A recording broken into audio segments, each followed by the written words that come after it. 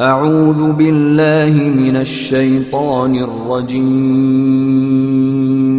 بسم الله الرحمن الرحيم.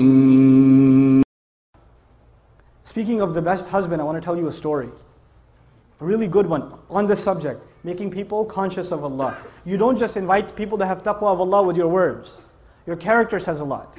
A friend of mine, he became a friend actually on a short trip, told me about how he was raised in a Muslim family. He's Guyanese origin, and in Guyana there's Muslims that are committed, and there's Muslims that have mixed their religion with Hinduism, and some Muslims that are just Muslim by name, and they've completely almost lost everything of the religion. They almost know nothing of the religion. And he was of the latter type. He almost knew nothing about the religion. So as he was growing up in New York, he almost completely just wasn't even practically Muslim.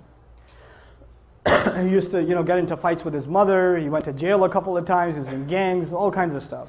Later on in life, he decides he wants to, he's looking for God.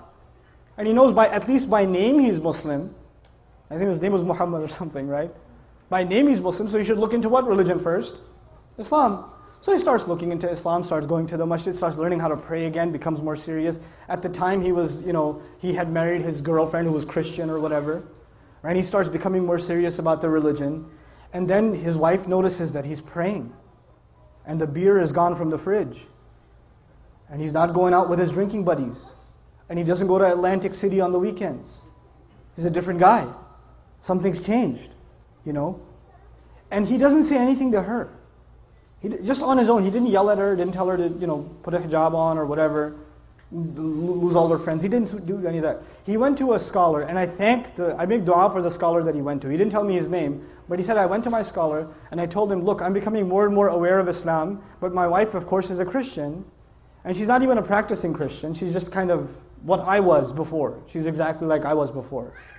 How do I help her? He said, don't tell her a thing about Islam, just be the best husband you can be, and to do that, just study what kind of a husband the Prophet was. Just do that. Don't worry about what you need to tell her. Worry about being the best possible husband, and that is the sunnah of the Messenger ﷺ. The Messenger would buy his wife gifts. The Messenger would joke with his wife. The Messenger would spend time with the mother of the believers. The Messenger would praise and compliment the mother of the believers. I'm mentioning that on purpose, guys. He would compliment them. You guys eat the first morsel of food in iftar, like, And the wife says, what? You go, nothing. Right? You drink, some of the desis here drink the first little sip of lassi. Look, I know the economy's bad, but are we really that short on sugar? Or, Very painful for you to say a compliment. I understand, especially for those of you that come from my original country, Pakistan. For you to give a compliment to your wife can cause an ulcer. So I understand, but it's a sunnah, guys.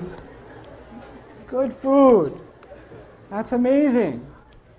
And our wives, the sisters are so used to hearing nasty things from us, then when we say nice things, they get freaked out.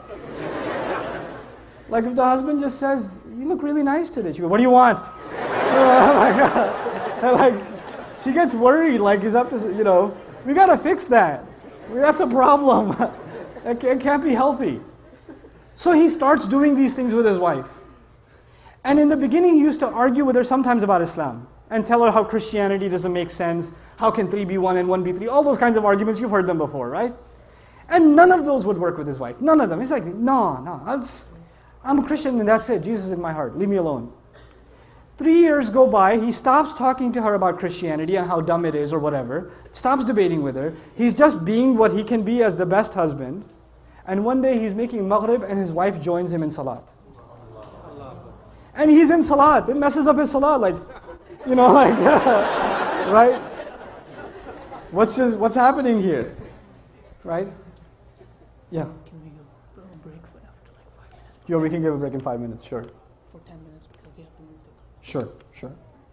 So, he gives, after salat, he looks at her and he goes, what happened? And she goes, what? Nothing. And he goes, no, you have to tell me what happened. And of course she says what pretty much any wife would say, it's complicated. All right? But eventually she tells him, And she tells him, look, I've never seen a husband like you. My dad wasn't like that. I've never seen a father like you. The way you are with our child, I've never seen a father be like that. It's so beautiful. This religion can't be wrong. It can't be wrong. This is ittaqullah. You see how aware you are of Allah in your life. Right?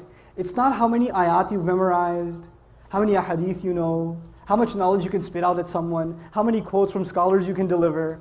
It's not about that. And how are you living your life? People can see that.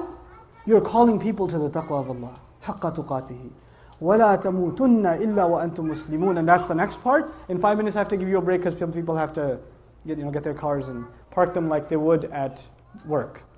Right?